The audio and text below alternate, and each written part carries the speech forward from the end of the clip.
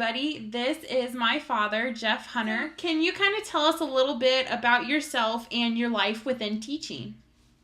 Sure. Hello, my name's Jeff Hunter, and I'm Rand's dad. I've been a teacher for 25 years in the same corporation. That'd be the Plymouth Community Schools. For those of you that may not know where Plymouth is located, we're in northern Indiana in Marshall County. Rand's asked me to answer some questions that maybe will give some insight as to from an experienced teacher's point of view. All right, so the first question I have for you is, what is ESL and how does this pertain to future teachers? Good question, Rand. In fact, I talked to a couple of the other teachers today. Of course, we know ESL stands for English as a Second Language. However, that does not necessarily mean that it's always going to be Spanish. However, that's most prominent. I would say probably 90% of students that are ESL are going to be within that realm. We do have other languages that probably you'll find it at Muncie more evident than in Plymouth. As far as how does it pertain to future teachers, it is going to be a growing concern, I would say, throughout, of course, the rest of my teaching career and those of you that are starting to look at teaching as a profession. I would also say that it depends on the region where you might be going. If you're thinking of the South, Texas area, New Mexico area, California, obviously second language would be helpful in the Spanish. How many ESL students have you dealt with in your 25 years as being a teacher? Corporation-wide, we're probably 20 to 30 to 35% and continue to grow each year as far as ESL students. What do you feel is your hardest challenge when you have an ESL student? Well, I would say you're talking about maybe two or three different issues here. The one would obviously be with the students themselves. Some of the students will come in during the middle of the school year or even have transferred in and are coming in as new students. Just that adjustment of fitting into a school corporation where we're predominantly white, English-speaking students and staff. They want to fit in, but we find that oftentimes they kind of come together. We notice things like at recess, sometimes the interaction is limited.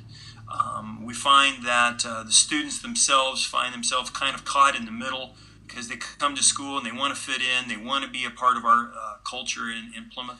Then they go home to a family that speaks entirely Spanish, and so therefore they don't know which culture they fit into. They don't know if they fit into our culture, the white English speaking, or their own heritage. Then you can talk about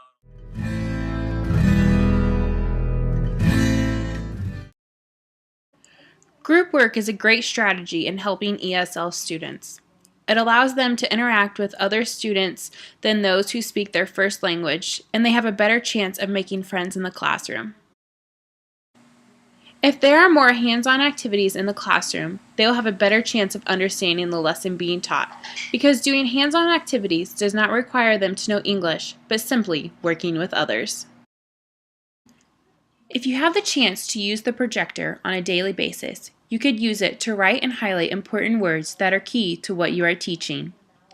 Plus, you can use the projector to put up pictures of the topic you are discussing. This will allow them to make a connection between the lesson and what they know the object to be.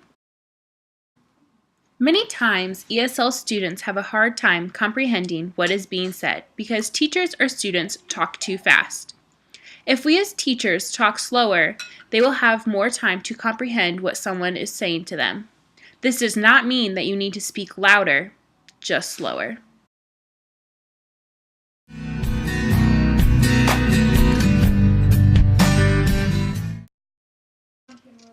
A is for Airplane is a picture book for each letter of the alphabet.